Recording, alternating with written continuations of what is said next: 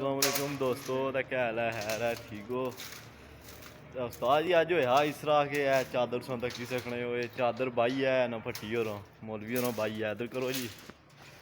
है ना बाई है चादर ते हैलो भाई होर मारी है लत्त जोरा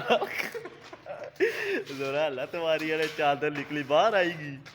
ते ना कोई नहीं पूछा वो एक क्या किते ही अगू होने आई एम पावर मैन उन्हें फिर खड़िया आया ने इधर आ खड़िया ने दा वीरे तको नौ सिरा पर बाल ही जोड़िया ने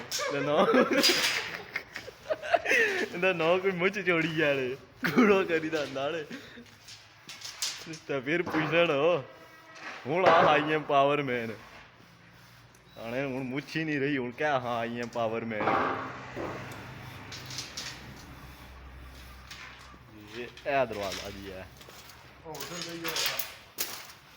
ये ना होया तक ये देखो जी चादर निकली गई बाहर देखो चादर निकली गई बाहर उन्हें आई एम पावर मैन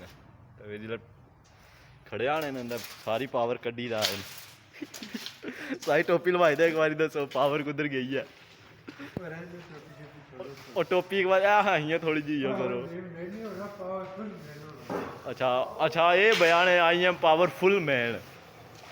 इसका मतलब क्या है जी पावरफुल मैन ना 12वीं पढ़े हो जी दे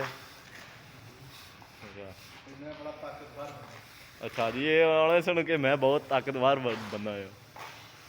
चलो करानी खेती है फिर मोलिए इसी